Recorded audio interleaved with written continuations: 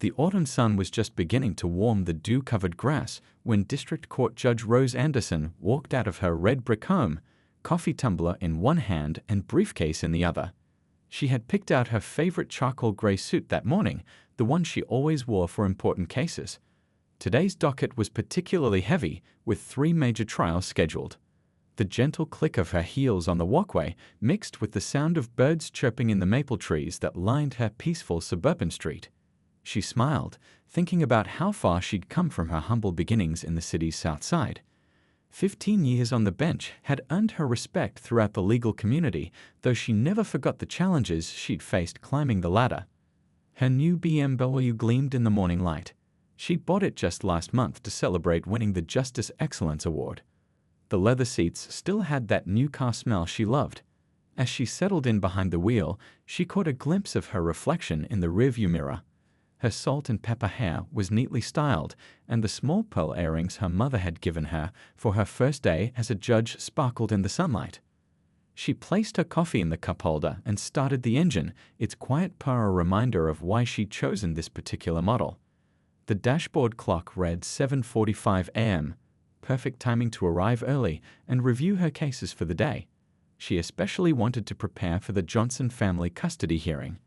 Those cases always tugged at her heartstrings, but she'd learned to balance empathy with fairness over her years on the bench. As she drove through her neighborhood, she waved at Mr. Chen watering his prized roses and Mrs. Patterson walking her golden retriever. These small morning interactions were part of what made her feel at home here, even though she was often the only black resident at the neighborhood association meetings. She'd worked hard to create this life, to prove that talent and dedication could overcome barriers. The morning traffic was lighter than usual as she turned onto Oak Avenue, heading toward the courthouse downtown. The radio played softly in the background, her favorite jazz station helping her mentally prepare for the day ahead. She was going over her mental checklist, files reviewed, notes prepared, road freshly pressed in her office. Little did she know that in just a few minutes, this ordinary Tuesday morning would turn into something that would shake not just her world, but the entire community's understanding of justice and equality. The courthouse was only 3 blocks away when she noticed the police cruiser in her rearview mirror. The red and blue lights flashed in Judge Rose Anderson's rearview mirror, their sudden appearance breaking through her thoughts about the day ahead. Her heart skipped a beat, not from fear of wrongdoing, but from that instinctive reaction her father had warned her about years ago. No matter who you become, he'd said, some people will only see what they want to see. She checked her speedometer, exactly at the limit. Her turn signals were working. She used them at every turn. The registration sticker was current, clearly displayed on her windshield. Years of legal experience told her to stay calm, but decades of life experience made her palms sweat against the leather steering wheel. Following procedure perfectly, she turned on her hazard lights and pulled over to the right, making sure to stop in a well-lit area where other morning commuters could see them. Her hands moved to the 10 and 2 position on the steering wheel as she'd done countless times before. The coffee in her cup holder had stopped steaming, forgotten in the moment. Through her side mirror, she watched Officer David Wilson approach. Young, probably new to the force, his hand resting near his holster in what seemed more than just standard procedure. His steps were quick, purposeful, his face set in what she recognized from her courtroom as forced authority, the kind that often masked uncertainty or prejudice. "Ma'am, do you know why I pulled you over today?" His tone carried an edge that didn't match the routine nature of a traffic stop. Before she could answer, he added, "We've had reports of a stolen vehicle matching this description in the area." Judge Anderson felt her chest tighten, but her voice remained steady. "No, officer, I don't know why you pulled me over. This is my vehicle." She noticed he was standing slightly behind her window, making it difficult for her to maintain eye contact, another detail that didn't sit right with her years of experience in law enforcement cases. "I'm going to need to see your license, registration, and proof of insurance." His flashlight beam swept across her interior, lingering on her briefcase and the judicial robes hanging in the back seat. "And I'll need you to explain how you came to be in possession of this vehicle."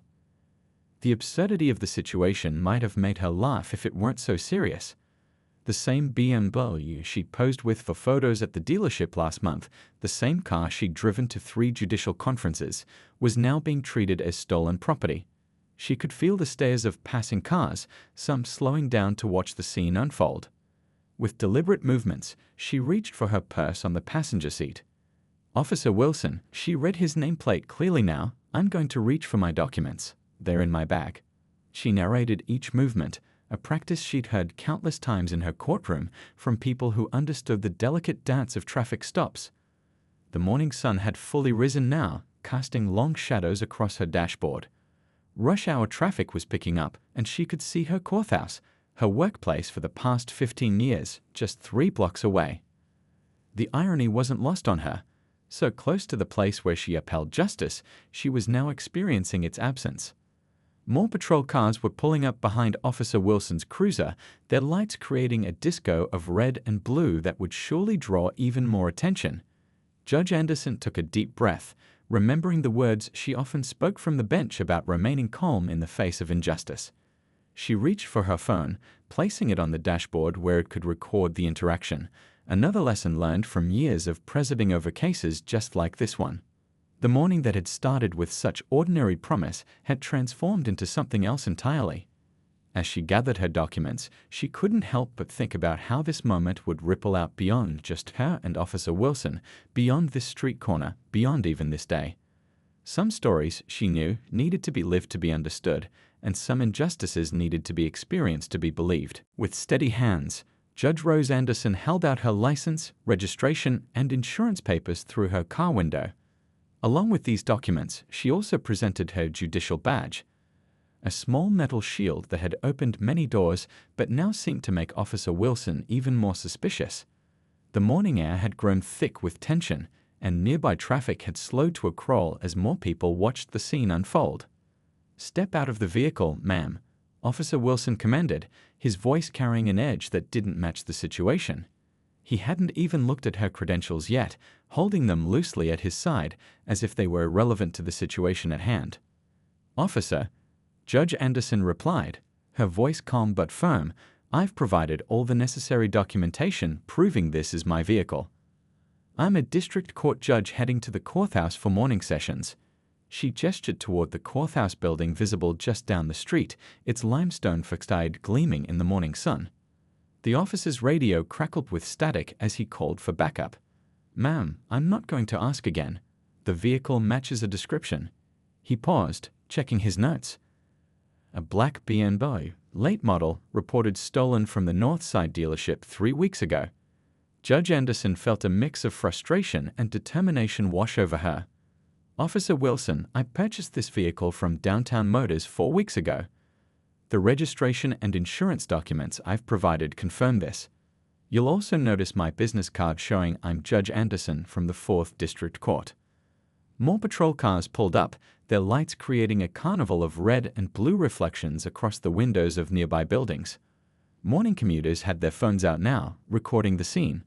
Some had stopped completely, parking their cars and watching from a safe distance. "Listen," Officer Wilson said, his tone shifting to one of condescension. "Anyone can print fake documents. For all I know, those credentials could be counterfeit. We've seen it before." He took a step back, hands still hovering near his weapon. "Now step out of the vehicle slowly with your hands where I can see them." The absurdity of the situation struck Judge Anderson hard. Here she was, less than 3 blocks from where she would soon need to preside over cases, being treated like a criminal. She thought about all the similar cases she'd heard in her courtroom, all the testimonies about racial profiling that some had tried to dismiss. Now she was living it. She pressed the record button on her phone, making sure it captured both video and audio. "Officer, I want to be clear about what's happening here. You've pulled me over without cause, dismissed my valid identification and judicial credentials, and are now escalating a situation that could be resolved by simply verifying my documents through your system." 2 more officers approached from their newly arrived vehicles. One of them, an older officer with graying hair at his temples, looked at her more carefully through the window. His eyes widened slightly. A flash of recognition crossed his face. But Officer Wilson wasn't backing down. "Your attitude isn't helping the situation, ma'am." We have a protocol to follow when dealing with potentially stolen vehicles. He emphasized the word protocol as if it justified everything happening. Judge Anderson thought about her morning calendar, about the families waiting for their cases to be heard, about the 15 years she'd spent building respect in that courthouse. She thought about her father's words again, about how some people would only see what they wanted to see, regardless of the truth staring them in the face. The morning sun now hung higher in the sky, and the courthouse clock showed 8:15 a.m. Her first case was scheduled for 9:00 a.m., but here she sat, trapped in a moment that highlighted everything wrong with the system she'd worked so hard to improve from within. The irony wasn't lost on her. A judge being judged not by the content of her character or the validity of her credentials, but by preconceptions and prejudices she'd spent a career fighting against. She kept her hands visible on the steering wheel, her phone still recording, as more officers gathered around her car. The morning that had started with such promise had become a stark reminder that sometimes the biggest tests of justice happen outside the courtroom. The crowd of onlookers had grown larger, their phones raised like digital witnesses to the unfolding scene. 4 police cars now surrounded Judge Anderson's BMW, their lights painting the morning street in alternating splashes of red and blue. The courthouse clock showed 8:25 a.m., and she could see court staff beginning to arrive, some stopping to watch the commotion with confused expressions. Officer Wilson paced beside her car, speaking into his radio while occasionally glancing at her credentials still in his hand. The older officer who had shown a flash of recognition earlier was now on his phone, speaking in hushed tones while looking between Judge Anderson and the courthouse. "Last time, ma'am," Officer Wilson's voice cut through the morning air. "Step out of the vehicle, or we'll have to remove you." His hand had moved from hovering near his holster to resting directly on it, a gesture that made Judge Anderson's heart race despite her outward calm. She adjusted her phone's position slightly, ensuring it captured everything. "Officer, I want the record to show that I've complied with all lawful requests. I've provided proper identification, registration, and proof that I own this vehicle. Your continued escalation of this situation is unwarranted and frankly concerning." A small group of lawyers who regularly appeared in her courtroom had gathered at the courthouse steps, watching with growing concern.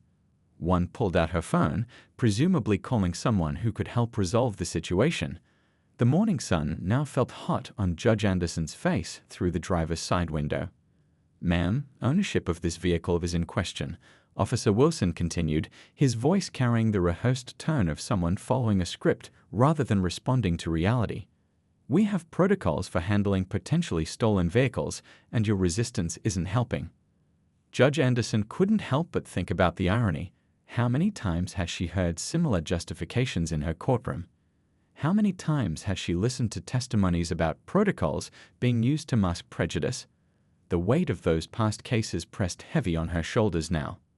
A news van pulled up across the street, its arrival drawing even more attention to the scene. The reporter and cameraman quickly set up, their presence adding another layer of tension to the already charged atmosphere. Judge Anderson could see her own reflection in her side mirror, still composed, still dignified, but her eyes revealed the strain of maintaining that composure. The older officer suddenly stepped forward, touching Officer Wilson's shoulder. "David, hold on." His voice carried the weight of experience. "I think we need to verify something." He spoke into his radio, requesting immediate confirmation from the courthouse. But Officer Wilson seemed determined to maintain control of the situation. "Lieutenant, with all due respect, we need to secure the scene first," protocol states.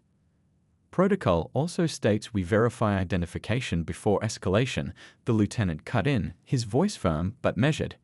He turned to address the other officers who had formed a loose perimeter around the car. "Stand down for a moment, let's get some clarity here." The morning traffic had completely backed up now, creating a chorus of horns and frustrated drivers trying to navigate around the impromptu police blockade. Judge Anderson could see her regular parking spot at the courthouse empty and waiting just 3 blocks away. The irony wasn't lost on her, so close to her domain of justice, yet caught in this web of presumption and prejudice. Through her window, she could hear fragments of conversation from the gathered crowd. Some were filming and narrating what they saw, others were making calls, and a few were expressing their outrage at what was clearly an excessive response to a routine traffic stop. The courthouse clock now read 8:35 a.m. In less than 30 minutes, families would be gathering in her courtroom, waiting for their cases to be heard. They would be expecting justice, fairness, and understanding, the very things being denied to her on this street corner. Judge Anderson took a deep breath, keeping her hands visible on the steering wheel. Her phone continued recording, its tiny red light a reminder that everything happening here would have consequences beyond this moment. The morning sun had risen fully now, casting harsh shadows that seemed to underscore the stark reality of what was unfolding, a reality that would soon force everyone involved to confront their own assumptions about justice, authority, and the true meaning of equal treatment under the law. A black SUV with police department leadership markings pulled up to the scene, its arrival drawing all eyes away from Judge Anderson's BMW for a moment. Chief Thomas stepped out, his presence immediately changing the atmosphere. He surveyed the scene, the gathering crowd, the news van, the line of patrol cars, and the distinguished judge still sitting calmly in her car. The chief's face darkened as he recognized Judge Anderson through her window. He'd seen her preside over countless cases, including several high-profile police conduct hearings. Just last month, they'd served together on a community relations panel discussing law enforcement reform. Officer Wilson, the chief's voice carried across the scene, step away from the vehicle. His tone left no room for argument. The young officer's stance shifted, uncertainty finally cracking through his facade of authority. The lieutenant who had tried to intervene earlier quickly approached the chief, speaking in hushed tones while gesturing toward the credentials still in Officer Wilson's hand. The chief's expression grew more concerned with each passing second. "Judge Anderson," the chief called out, approaching her car with his hands clearly visible. "I sincerely apologize for this situation." The change in atmosphere was immediate. Officer Wilson's face paled as realization dawned. He hadn't just pulled over any driver, he'd detained one of the most respected judges in the district. Judge Anderson maintained her composure, though her voice carried the weight of the morning's events. "Chief, I trust you understand the significance of what's transpired here." She gestured to her phone, still recording. "Everything from the initial stop to the escalation has been documented." The gathered crowd murmured as they watched Officer Wilson's demeanor transform. Gone was the aggressive stance, replaced by visible discomfort. Other officers began turning off their lights, their earlier show of force now seeming grossly inappropriate. The court staff who had been watching from the courthouse steps were now joined by other judges and attorneys, all witnesses to this stark display of profiling. The news crew had captured everything, their camera focused on the striking image of a respected judge being treated like a criminal mere steps from her own courthouse. Chief Thomas turned to Officer Wilson, his voice stern but controlled. "Return Judge Anderson's credentials immediately." Then to the judge, "Your Honor, you're free to go, of course. But I would appreciate the opportunity to discuss this incident with you at your convenience." The morning sun now felt uncomfortably warm as Officer Wilson approached her window one last time, this time with a completely different demeanor. His hands shook slightly as he returned her documents, unable to meet her gaze. The same credentials he had dismissed earlier now seemed to burn in his hands. Judge Anderson checked the time, 8:45 a.m. Her first case would begin in 15 minutes, but she knew this morning would impact far more than just her court schedule. As she prepared to drive the final 3 blocks to her parking space, she turned to address the chief one last time. "Chief Thomas, I'll be in my chambers at 2 p.m. today. I expect a full discussion about department protocols and training." Her words carried the same measured tone she used in her courtroom, but now they held new weight. "What happened here isn't just about me. It's about every person who looks like me who doesn't have a judge's badge to make officers finally listen." The crowd began to disperse, but their phones had captured everything. Social media would soon be flooded with videos of the incident, forcing a conversation that many had tried to avoid. The 3 blocks between where she was stopped and her courthouse now represented more than just distance. They represented the gap between what the justice system claimed to be and what it sometimes was. By noon, the morning's incident had exploded across social media. Cell phone videos from multiple angles showed the escalating situation, each one adding to the growing storm of public outrage. The local news had interrupted regular programming to cover the story of a respected judge being profiled just steps from her own courthouse. The police department's public information office was overwhelmed with calls from national media outlets. The video of Officer Wilson dismissing Judge Anderson's credentials had already reached millions of views online. Comments and shares poured in from across the country, each adding to the growing demand for accountability. Inside her chambers, Judge Anderson maintained her usual schedule, presiding over cases with the same calm authority she'd shown during the traffic stop. But during brief recesses, she watched as the incident sparked a broader conversation about law enforcement practices in their community. The courthouse lobby had become a makeshift press area, with reporters waiting for any official statement. Court staff quietly shared their own stories, many revealing similar experiences they'd never felt safe speaking about before. The morning's events had opened a floodgate of long-suppressed conversations. By early afternoon, the police department released Officer Wilson's body camera footage. The video contradicted several key points in his initial report. He had claimed Judge Anderson was confrontational and uncooperative, but the footage showed her calm, professional demeanor throughout the encounter. His report mentioned suspicious behavior that triggered the stop, but the video showed no traffic violations or suspicious activity. The chief of police called an emergency press conference. Standing before a wall of microphones, he acknowledged the severity of the situation. "What happened this morning reflects a failure in our training and protocols," he admitted. His words carried live across local stations. "We are launching a full investigation into this incident and reviewing our department's procedures." Inside the police department, officers gathered around break room televisions, watching as their profession once again faced intense scrutiny. Some defended Officer Wilson, citing the pressures of the job, while others saw this as a necessary wake-up call. The department's internal affairs office had already begun pulling records of similar stops, looking for patterns that might have been overlooked. Community leaders started organizing an emergency town hall meeting. Local civil rights organizations announced plans to review all traffic stop data from the past 5 years. What began as one traffic stop was quickly becoming a catalyst for broader change. Judge Anderson's phone buzzed constantly with messages of support from fellow judges, attorneys, and community members. Many shared their own stories of similar experiences, thanking her for maintaining her composure and dignity in a situation that could have easily turned tragic. As the afternoon court session ended, Judge Anderson reviewed the growing media coverage. Her own words from the incident were being quoted across headlines. "What happened here isn't just about me." News analysts were already calling this a defining moment for the city, comparing it to other incidents that had sparked meaningful reforms. The courthouse security footage showed the exact moment when Officer Wilson realized his mistake, his body language shifting from aggressive authority to shocked recognition. This clip played repeatedly on news channels, becoming a powerful symbol of how quickly prejudice could crumble when confronted with undeniable truth. Local law schools requested permission to use the incident as a teaching case about bias in law enforcement. Civil rights attorneys began citing it in ongoing cases, arguing that if even a judge could face such treatment, how many others suffered similar experiences without the protection of a title or badge. 1 week after the incident, Judge Anderson stood at the podium in the city council chambers.